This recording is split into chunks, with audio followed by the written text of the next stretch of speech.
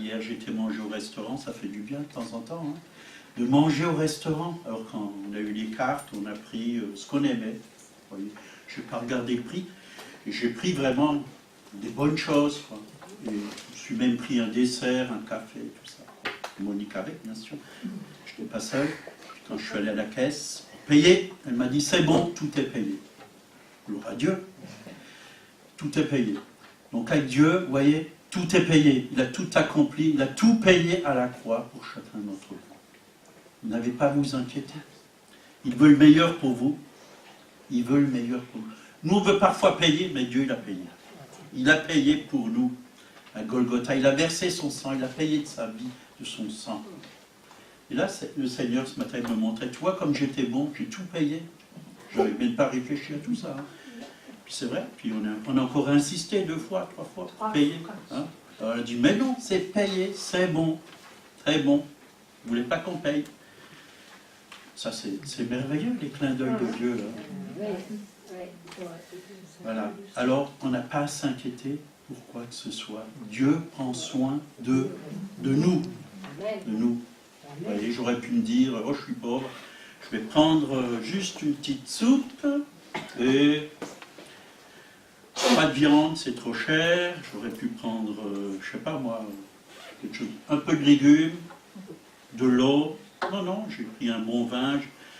J'ai pris ce qu'il y avait de bon et de meilleur, ce que j'avais envie. Mais le Seigneur veut nous donner ce dont on désire. Hein. Fais de l'Éternel tes délices et il te donnera ce que ton cœur désire. Vous voyez, Dieu, il a pourvu à tout. À tout. Il veut le meilleur pour nous. C'est lui. C'est lui qui pourvoit à tous nos besoins, selon sa richesse, avec gloire en Jésus-Christ. Selon sa richesse. Et la richesse de Dieu, elle est grande. Elle est très grande. Mais nous, on voit tellement petit. Et on demande toujours de petites choses. Alors que Jésus l'a dit, vous ferez des choses. Vous ferez les choses que j'ai faites, mais vous en ferez encore de plus grandes. Parce que je m'en vais au Père. Et quand le Saint-Esprit est venu, le Saint-Esprit, maintenant, il va partout. Il passe même au travers des murs, dans les prisons, dans les pays où on n'a pas le droit de parler de Jésus, de l'Évangile. Il passe partout. Et par Internet aujourd'hui, la parole de Dieu, elle va partout. Elle va partout. Personne ne peut arrêter la parole de Dieu. Et le Saint-Esprit va partout. Va partout. C'est ça qui est merveilleux. On a besoin d'apprendre à voir comme Dieu voit, à penser comme Dieu pense, à parler comme Dieu parle, à agir comme Dieu agit. Ouais. Dieu est un Dieu surnaturel. Et en nous, à l'intérieur de nous, il y a un être surnaturel. L'homme nouveau, ce n'est pas quelque chose de naturel, c'est quelque chose de surnaturel. Et c'est ce que j'aimerais vous parler ce matin. J'aimerais vous parler de l'homme intérieur. Et c'est important de se fortifier dans notre être intérieur. Parce qu'en nous, il y a des richesses, vous savez. Il y a des richesses extraordinaires. Mais qu'est-ce qu'on en fait de ces richesses extraordinaires que Dieu a mis à l'intérieur de nous? Quand vous avez accepté Jésus dans votre vie, quand vous lui avez dit « Viens dans ma vie, viens dans mon cœur, rentre dans ma vie », il est venu dans votre cœur, il est venu dans votre esprit, il est aussi venu dans votre âme. Et il est venu vivre en vous. Et vous avez quelqu'un de merveilleux en vous. Mais bien souvent, vous l'oubliez. Et vous voulez faire par vous-même. Vous voyez, vous voulez payer humainement. Ça, c'est l'humain. Mais Dieu, il a déjà tout payé. Et il faut le laisser se manifester au travers de nous. Il faut le laisser se manifester. Alors, j'aimerais me baser sur un verset de la Bible, ce message. 2 Corinthiens 4, verset 16. C'est pourquoi nous ne perdons pas courage. Oui, il y a beaucoup de gens qui perdent courage aujourd'hui. Mais Dieu ne veut pas qu'on perde courage. Et il l'a bien dit dans sa parole. Fortifie-toi et prends courage. Prends courage, tout est dans sa parole. Tout ce dont vous avez besoin dans votre vie se trouve dans sa parole. Jésus a dit, demandez et vous recevez. Vous recevez tout ce que vous demandez en son nom. Et bien sûr, si vous êtes rempli de lui, vous allez demander des choses qui le glorifient, qui sont à sa gloire. Vous n'allez pas demander n'importe quoi. Prenez courage. Et lors même que notre homme extérieur se détruit, notre homme intérieur se renouvelle de jour en jour. Vous voyez, ça c'est la jeunesse éternelle. C'est là-dedans que Dieu veut que vous puissiez rentrer dans cette jeunesse éternelle. Ne regardez pas votre corps physique qui est en train d'avoir des rides et de vieillir. Et parfois il est même malade, faible. C'est vrai. Mais Dieu est là. Le Saint-Esprit est en nous. La puissance de Dieu est en nous. Le Christ ressuscité est en nous. Et il veut se manifester au travers de nous.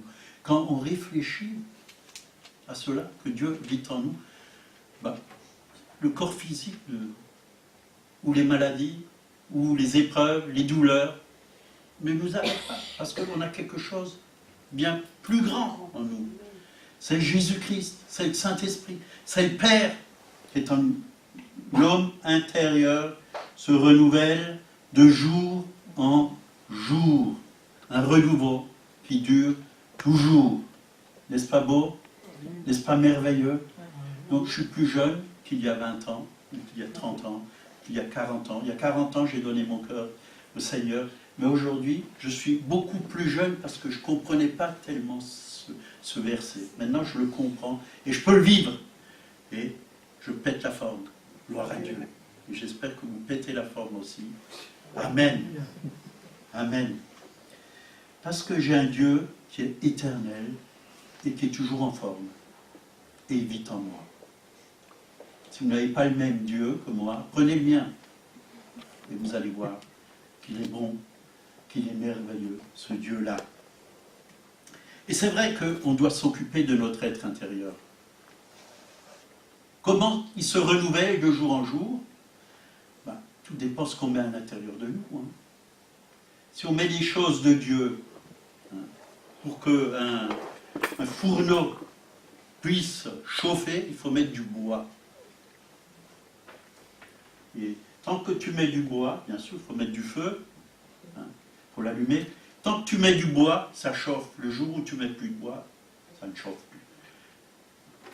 Si tu veux qu'il y ait de la vie en toi, il faut mettre la vie de Dieu en toi. Il faut mettre sa parole. Il faut prier. Il faut chercher sa face. Il faut le louer. Il faut l'adorer. Il faut le glorifier. Et c'est vrai qu'on s'occupe beaucoup aujourd'hui de l'homme, parce qu'il est parlé. Notre homme extérieur se détruit. Et les gens, quand ils soient en train de se détruire, qu'est-ce qu'ils vont faire? Ils vont se soigner, bien sûr. C'est bien, Dieu n'est pas contre. Mais bien souvent, les gens, ils prennent plus soin de leur être extérieur que de leur être intérieur. Bien sûr qu'il faut faire un peu de sport. C'est bon, surtout pour ceux qui sont assis du matin au soir. C'est sûr qu'il faut prendre soin de notre corps, il faut se laver, il faut nourrir notre corps, bien l'alimenter, une bonne alimentation, bien saine, comme j'ai mangé hier, c'était du sanglier, délicieux, une bonne sauce au poivre. Il faut prendre soin de soi, Dieu le veut. Mais il ne faut pas qu'on prenne plus soin de notre corps extérieur que de notre être intérieur. Il faut aussi penser à l'être intérieur. Celui-là, on ne le voit pas. Il est à l'intérieur de nous. Mais on peut le voir au travers des visages, quand il rayonne. On peut le voir quand il est plein d'amour, cet être intérieur. On peut le voir quand il est plein de douceur, de bonté. Parce qu'il se manifeste au travers de nous. Il se manifeste. Mais le vieil homme aussi, il se manifeste. Si on ne nourrit pas le nouvel homme, ben ça sera le vieux qui va prendre le dessus. Et le vieil homme, il vient d'où ce vieil homme? C'est la chair. Et c'est nourrir la chair, que la chair, nourrir des pensées de critique, de jugement, de haine, de méchanceté. Celui-là, quand il se manifeste, ça fait des dégâts, c'est mauvais, ça sent mauvais. Mais le nouvel homme, ça sent bon, il sent le parfum de Christ. Il est glorieux, il est victorieux. Et c'est cet homme-là que nous avons besoin de nourrir, de fortifier. Donc l'homme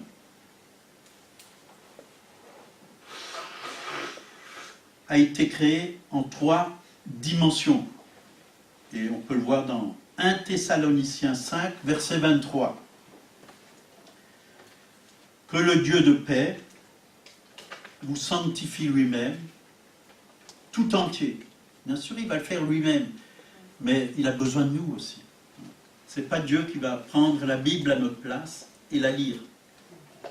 Nous avons besoin de la prendre et de la lire. Nous avons besoin de proclamer la parole de Dieu face à des difficultés, face à l'ennemi, face à des confrontations, oui. Face à des maladies.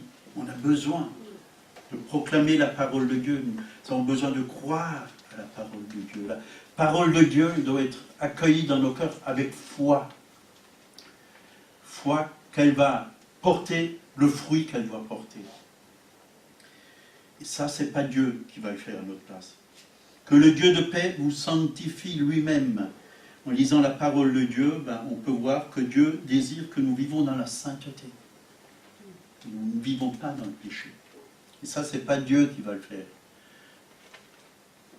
Il va nous donner la force et la capacité pour vivre dans la sanctification. Donc, lui-même, tout entier, esprit, âme et corps. Que tout votre être, l'esprit, l'âme et le corps soient conservés irrépréhensibles lors de l'avènement de notre Seigneur Jésus-Christ. Celui qui vous a appelé est fidèle. Et c'est lui qui le fera. Il le fera, mais il le fera pas sans toi. Pas sans ta volonté. Il va te proposer, mais c'est toi qui disposes. Et Dieu va toujours te proposer, si tu as un lien, d'être libéré. Il va te proposer, si tu es malade, d'être guéri. Si tu es sans espoir, il va te donner une espérance. Il va toujours te proposer quelque chose. Mais est-ce que tu dis oui à ce qu'il te propose? Ou alors tu vas chercher des solutions humaines. Humaines. Et dans le monde, il y a plein de solutions. Mais ce n'est pas toujours les solutions de Dieu. Mais Dieu a ses solutions. Et ils sont bien meilleures. Et je le réalise de jour en jour. Les solutions de Dieu sont beaucoup meilleures que les solutions du monde. Et je peux vous dire que quand je lis la parole de Dieu, je suis vraiment encouragé, je suis béni, heureux, joyeux. J'ai beau aller chercher des solutions dans la médecine ou ailleurs, mais en Dieu, il y a tout. Il y a tout. Tout ce dont nous avons besoin. Je n'ai rien contre les médecins, mais moi j'ai réalisé que nous avons tout pleinement en Jésus-Christ. Et j'ai préféré chercher là-dedans, dans la parole. Et ça marche. Ça fonctionne. La parole fonctionne. Il y a de la vie dans la parole. Il y a de la puissance dans la parole. Il y a toutes les bénédictions dont vous avez besoin dans la parole. Si tu as Jésus, tu as tout. Tu as tout. Tu n'es pas pauvre, tu es riche. C'est la véritable richesse. Ce n'est pas dans l'or, dans l'argent, dans un bon compte en banque que tu vas trouver ton bonheur. Dieu va te donner toutes ces choses, si tu en as besoin. Mais c'est en lui que tu vas trouver le vrai bonheur. Les gens qui courent derrière l'argent, non, si tu marches avec Dieu, il a dit cherchez d'abord le royaume de Dieu, et toutes ces choses vous seront données par-dessus. Les choses vont venir vers vous. Ce dont vous avez besoin, ça va venir vers vous. Vers vous. La santé va venir vers vous. Les finances vont venir vers vous. tout ce dont tu as besoin de joie, elle va venir en toi. Par le Saint-Esprit, elle va être déposée dans ton cœur. Tu as besoin d'amour, Dieu va répandre cet amour dans ton cœur. Tu as besoin de solution. L'esprit de sagesse est en nous. Dieu va manifester cette sagesse en toi, dans ton cœur, dans tes pensées. Et tu vas voir que tu vas pouvoir résolver tes problèmes. Résoudre. Résoudre. Ok. Je ne suis pas très français. J'apprends. Je suis à l'école de Dieu. Donc, tout votre être, l'esprit, on va commencer par l'esprit. L'esprit, c'est ce que vous êtes. Avant tout, votre vrai moi, c'est l'esprit. L'esprit. C'est ce que vous êtes. C'est la vraie personne qui a été formée par Dieu, qui donne l'intelligence. Zacharie 12, verset 1. Ainsi parle l'Éternel, qui a étendu les cieux et fondé la terre, et qui a formé l'esprit de l'homme au-dedans de lui. Dieu a formé l'esprit de l'homme. Voyez ? Et c'est vrai. La Bible dit qu'on a été créé à l'image de Dieu. Et dans Jean 3,5, il est dit, en vérité, c'est Jésus qui le dit, 2 fois en vérité, c'est une double vérité. Je vous le dis, si un homme ne naît d'eau et d'esprit, il ne peut entrer dans le royaume de Dieu. Celui qui est né de la chair est chair, celui qui est né de l'esprit est esprit. Tu es esprit, si tu es né de l'esprit. Ta véritable personnalité, c'est l'esprit. C'est l'esprit. Et ça le confirme dans 2 Corinthiens 5, 17. Si quelqu'un est en Christ, il est une nouvelle créature ou création. Les choses anciennes sont passées, voici toutes choses sont devenues nouvelles. Vous voyez, quand tu es en Christ, quand tu donnes ton cœur à Jésus-Christ, il y a quelque chose de nouveau qui se passe dans ton esprit. Il y a une nouvelle personne qui naît dans ton esprit, à l'intérieur de toi.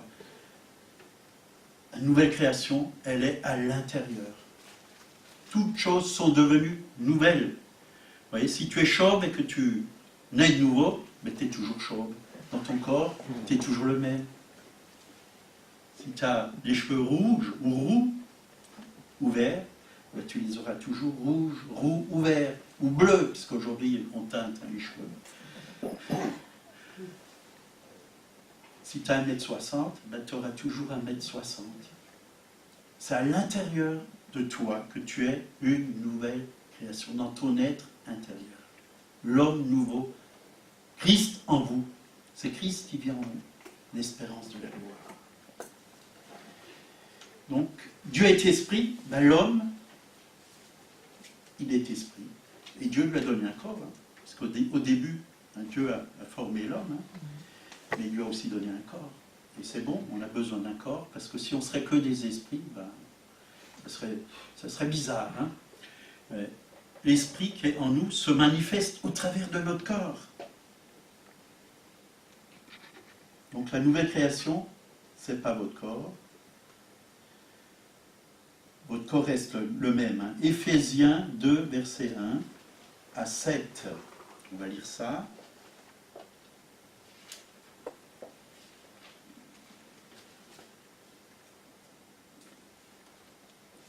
Éphésiens 2, 1 à 7.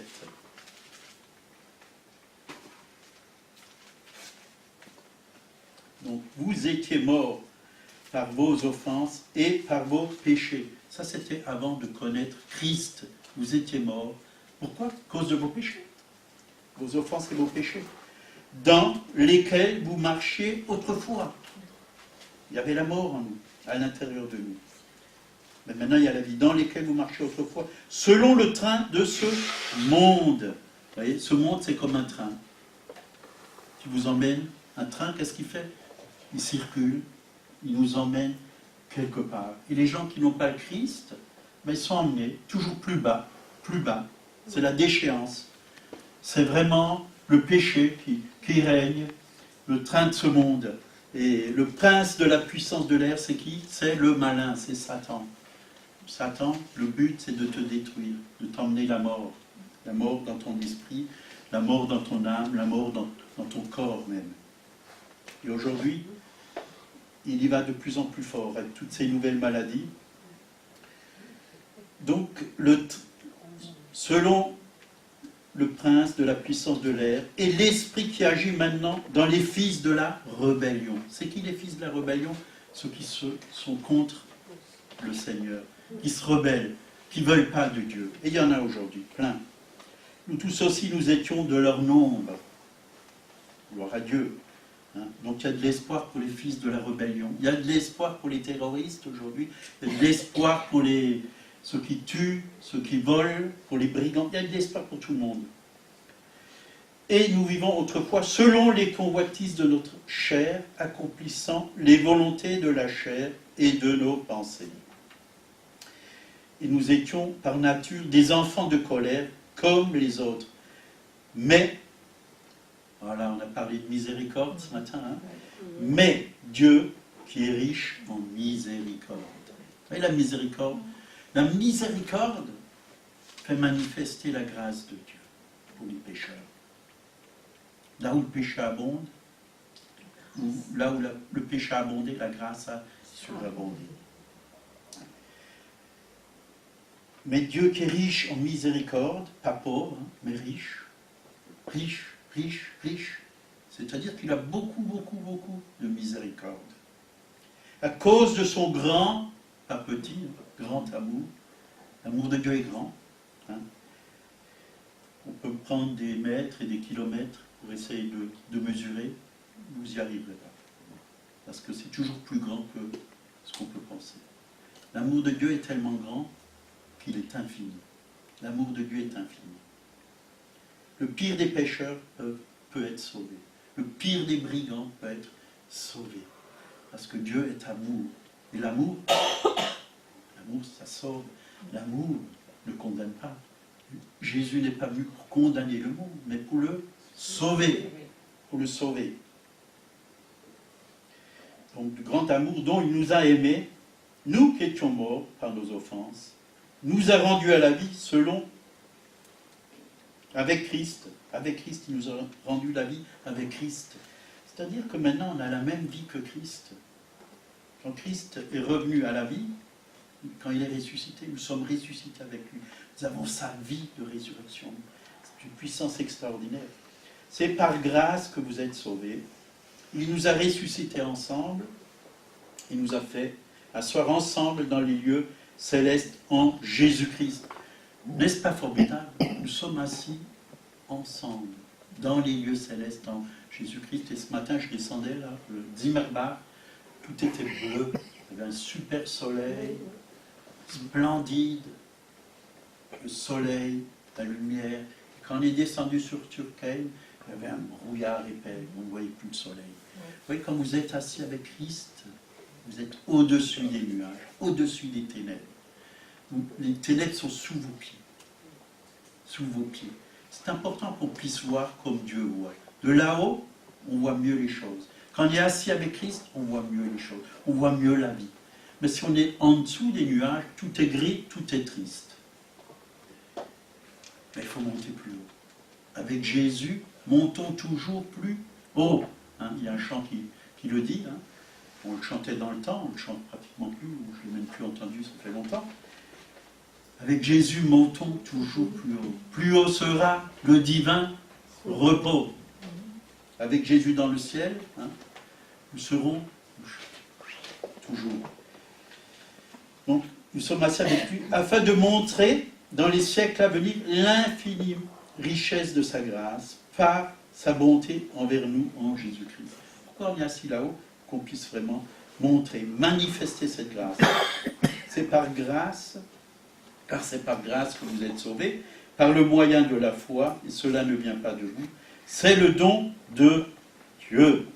Le don de Dieu. Tu n'as rien à payer, hein, comme au restaurant. Tu n'as rien à payer. Il a déjà payé.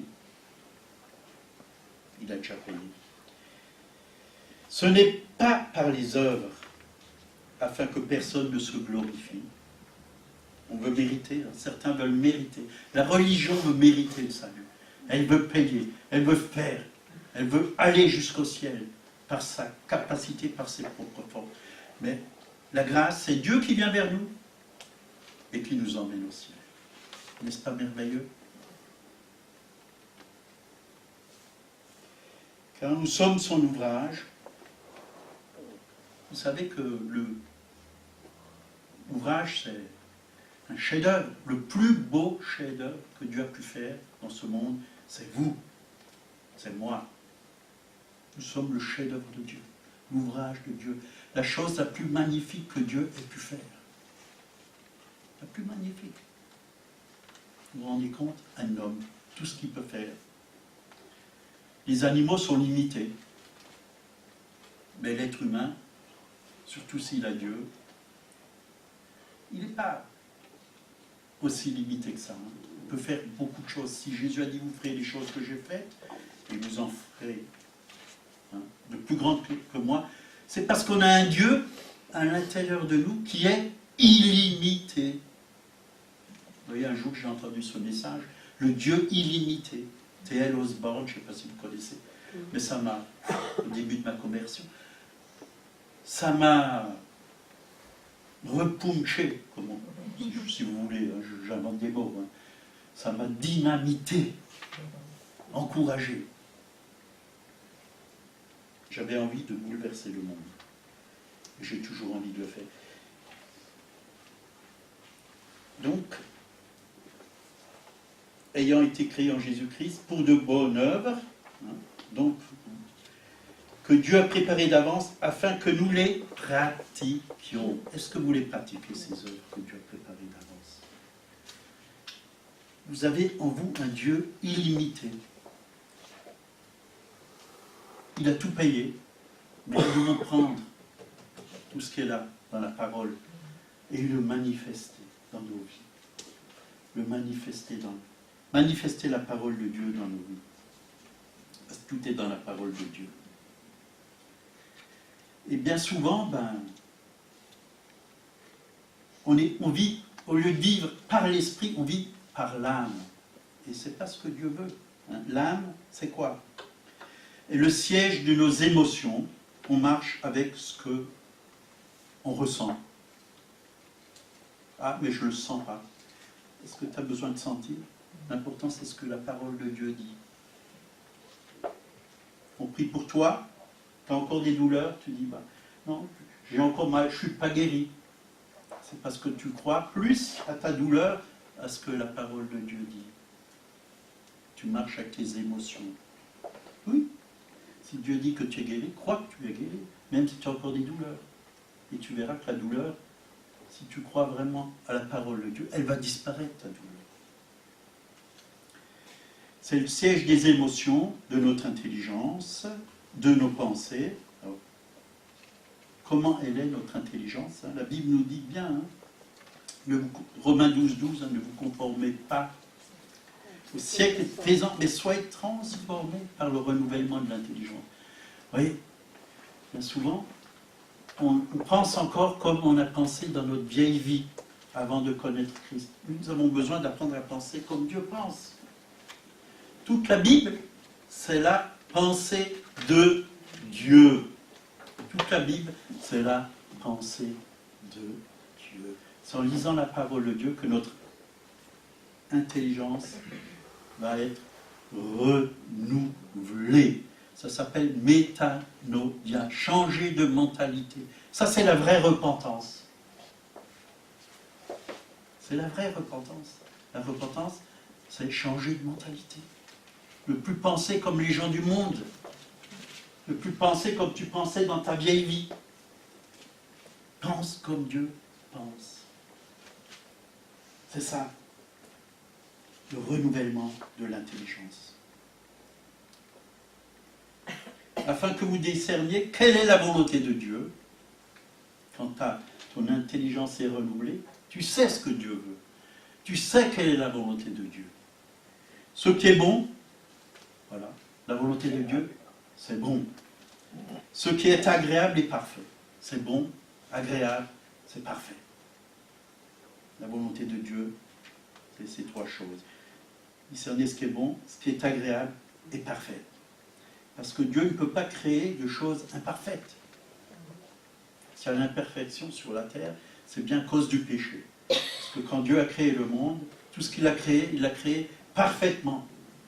Parfaitement.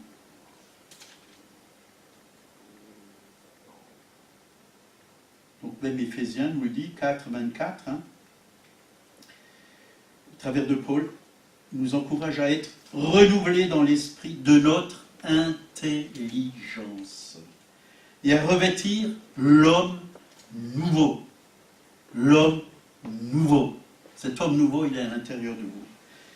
Et il marche avec l'intelligence qui vient de Dieu, qui vient du Saint-Esprit.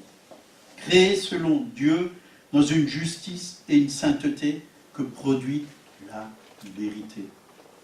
C'est qui va produire la sainteté et la justice?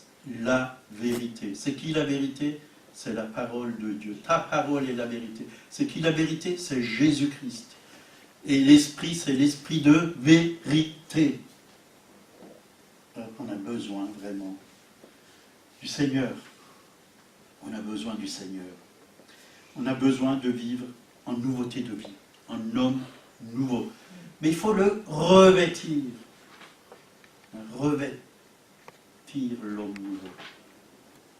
Si tu es revêtu de l'homme ancien, il faut te dépouiller, il faut enlever cet homme. Il faut enlever ta vieille façon de penser, ta vieille façon de parler, ton vieux caractère, ou ton sale caractère, parce que le vieux caractère, c'est un sale caractère. Revêtir le caractère de Christ, qui est un bon caractère. Est-ce que vous avez entendu de la part de Jésus des gros mots? Non. Parfois il était en colère, mais c'était à cause du péché. Mais ce n'était pas des gros mots, c'était une colère, une sainte colère, pour remettre les choses en place et en ordre. Donc nous devons prendre soin de notre être intérieur. La Bible dit dans 1 Pierre 1, 18, nous avons hérité de nos pères une vaine manière de vivre. Une vaine manière de vivre. Il faut s'en débarrasser de cette vaine manière de vivre. Ouais. Dans la famille, parfois il y a des gros mots comme ça. Dans le père ou dans la mère. Ils l'ont appris chez leur mère ou chez leur mère ou leur père.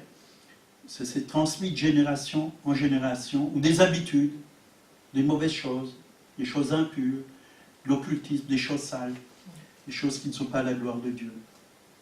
Mais Dieu veut qu'on se débarrasse de toutes ces choses. Oui. Il y a parfois encore des idoles, comme ça dans les cœurs, des chrétiens, qui traînent, et que Dieu veut qu'on mette au pied de la croix, qu'on demande pardon, et qu'on réalise que ce n'est pas la gloire de Dieu. Nous avons un bien meilleur héritage que ce qu'on a hérité de nos pères et de nos mères. Je ne dis pas que ce qu'on a hérité de nos pères et de nos mères, tout est mauvais. Non, il y a de bonnes choses. Ils avaient peut-être de bonnes façons de faire, ils nous ont appris la politesse, ils nous ont appris la propreté, ils nous ont appris plein de bonnes choses. Mais il y a des choses qui sont mauvaises. Et ça, il faut s'en débarrasser. Mais en Christ, on a un héritage qui est parfait. Et c'est cet héritage qui est le plus important. Vous voyez, c'était au printemps, j'étais travailler chez ma sœur, elle m'a dit, t'as pas eu l'héritage encore qui a été distribué il y a 30 ans? Il y a 30 ans à toute la famille. T'es le seul qui l'a pas eu. J'ai dit oui, je l'ai pas eu, non, je n'étais même pas au courant. Plus de 30 ans, non, 50 ans. Enfin, c'était 50 ans. J'étais trop jeune, j'étais à la Cité de l'Enfance. Je n'ai pas eu cet héritage. Les autres sont allés le chercher, puis bon. Alors j'ai écrit au notaire et tout ça pour cet héritage, pour voir, quoi. Et il m'a dit, oh, il faudrait faire des recherches et tout ça. C'était tellement compliqué, j'ai dit, bon, ok, je laisse tomber. J'ai un meilleur héritage là-haut. Au moins celui-là, si je le prends, personne ne peut me le voler. Celui-là, puis après, ils m'ont encore écrit, là, le notaire, qu'après 30 ans, pour avoir l'héritage, ça devenait un peu difficile. Alors je dis, bon, je laisse tomber. Donc pour les choses héritées de nos pères, ben, ce qu'il faut, c'est demander pardon au Seigneur. Si nos pères, nos grands-pères ont commis de tel et tel péché, ben, il faut demander pardon, s'en repentir. Et le sang de Jésus nous purifie de tout péché. Il nous libère de tous les liens. Dieu nous libère. Dieu nous a rachetés au travers de son Fils Jésus. Nous sommes rachetés. La Bible dit clair et net, hein, c'est dans le cœur de l'homme, c'est du cœur de l'homme que viennent les mauvaises pensées, les meurtres, les adultères, les impudicités, les vols, les faux témoignages, les calomnies. Voilà les choses qui souillent l'homme. Mais manger sans s'être lavé les mains, cela ne souille point l'homme. Vous voyez, la souillure, c'est à l'intérieur. Tout dépend de ce que tu mets à l'intérieur. Et aujourd'hui, par les panneaux publicitaires, on peut avoir de la souillure qui rentre en nous. Par la télévision, par ce qu'on entend à la radio, ou par ce qu'on voit sur Internet. Il y a beaucoup de souillure qui peut rentrer à l'intérieur de nous. Et Dieu ne veut pas qu'on fasse rentrer ces choses en nous. Alors qu'est-ce que tu fais rentrer en toi? Fais rentrer dans ton cœur la parole de Dieu. Elle va te sanctifier, elle va te guérir, elle va te libérer, elle va te transformer. Hein? Et là, à qui parlait le Seigneur? À des pharisiens, à des scribes. Et Matthieu 23, 25, « Malheur à vous, scribes et pharisiens, hypocrites, parce que vous nettoyez le dehors de la coupe et du plat. » Vous voyez, c'est l'apparence. Tout devait être beau. Mais qu'au-dedans, il y a plein de rapines. Nettoie premièrement l'intérieur de la coupe et du plat, afin que l'extérieur aussi devienne net. Nettoie d'abord de l'intérieur. Le ménage à l'intérieur. Vous voyez, on a beau avoir de belles maisons. Hein. Parfois, je vais dans des maisons, comme je suis peintre, la façade est hyper belle, peinte. Tu dis, oula, quelle belle maison, bien recrépie, tout, le toit tout neuf, tu rentres dedans, tout est délabré. Il faut tout restaurer, tout rénover. L'intérieur, on ne vit pas à l'extérieur, on vit à l'intérieur. D'abord l'intérieur, que ça soit vivable. Et bien sûr, l'extérieur, si vous nettoyez l'intérieur, vous allez voir que l'extérieur va rayonner. Hein. Comme dit Ésaïe 61, lève-toi, car ta lumière arrive. Dieu veut que nous soyons cette lumière. Quand on se lève, si on ne fait rien, elle va. Il a dit, vous êtes la lumière du monde. La lumière, elle doit se lever dans nos vies. Elle doit vraiment briller. Elle doit éclairer ceux qui sont dans les ténèbres. C'est-à-dire notre façon de vivre. Si on vit comme le Seigneur désire qu'on vit, ben on va être des témoins. Notre lumière arrive et on va éclairer. Ce ne sera pas que notre vie qui sera éclairée, mais on va éclairer d'autres vies, plusieurs vies.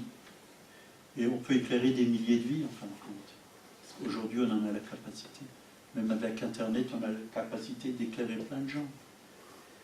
Avec des vidéos, avec des messages qu'on peut envoyer, mettre. Donc, l'intérieur est important. Prendre soin de notre vie intérieure. Bien souvent, on prend trop soin de notre vie physique. Je connais des gens, même des chrétiens, qui se font opérer parce que, voilà, il y a ci et ça qui ne leur plaît pas, il y a les oreilles qui ne leur plaisent pas, il y a le nez, ils se font opérer pour avoir un nez plus petit, des oreilles plus petites ou plus longues, je ne sais pas. Il y a beaucoup d'opérations comme ça. L'esthétique, hein, comment on appelle? Chirurgie esthétique. Mais la chirurgie esthétique du cœur, elle est bien meilleure. C'est dans la parole de Dieu qu'on la trouve, c'est dans la prière, c'est dans la louange, c'est dans l'adoration, c'est dans la mise en pratique de la parole de Dieu. Et parfois on voit des gens, ils ne sont pas spécialement très beaux à l'extérieur, mais ils ont un bon cœur. Et c'est ce que Dieu veut.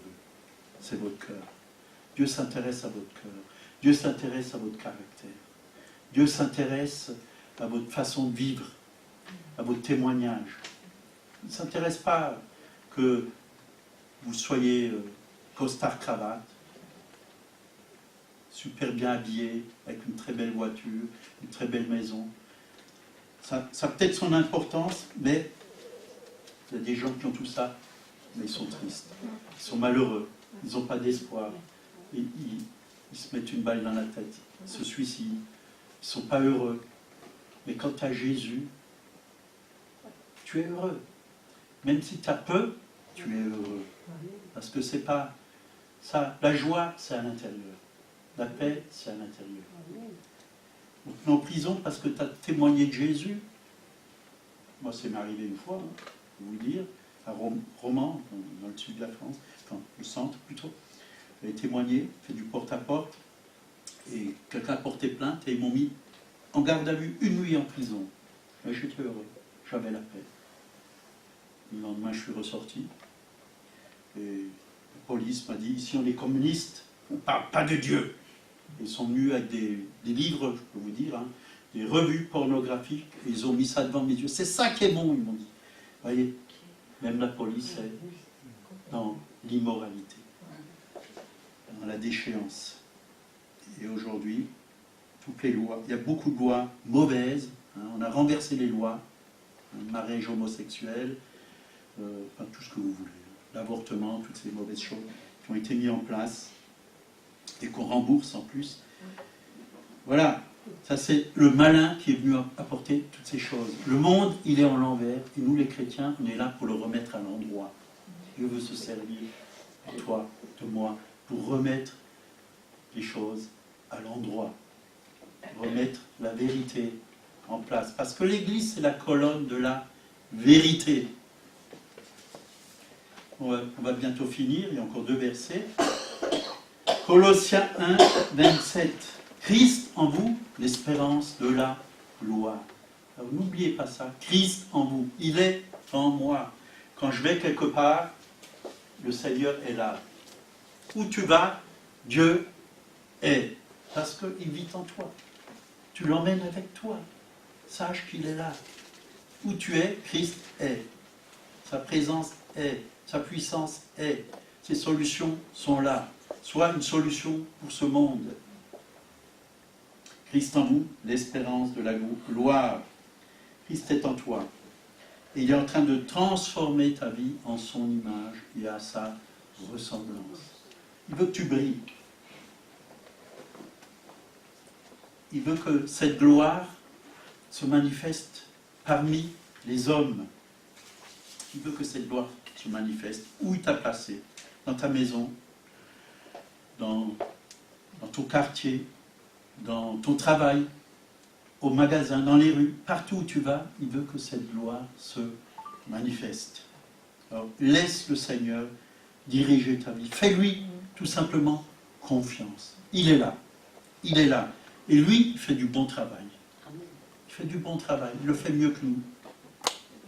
Il le fait mieux que nous. Et je peux vous dire, hein, je suis allé dans des endroits où tout le monde était énervé, fâché, en rogne. Quand je suis arrivé, tout s'est calmé. Parce que Christ était là. Devant Dieu, ses puissances, elles sont sous vos pieds. Tout se calme, les gros mots, toutes ces choses, et puis vous apportez un rayonnement. Un rayonnement.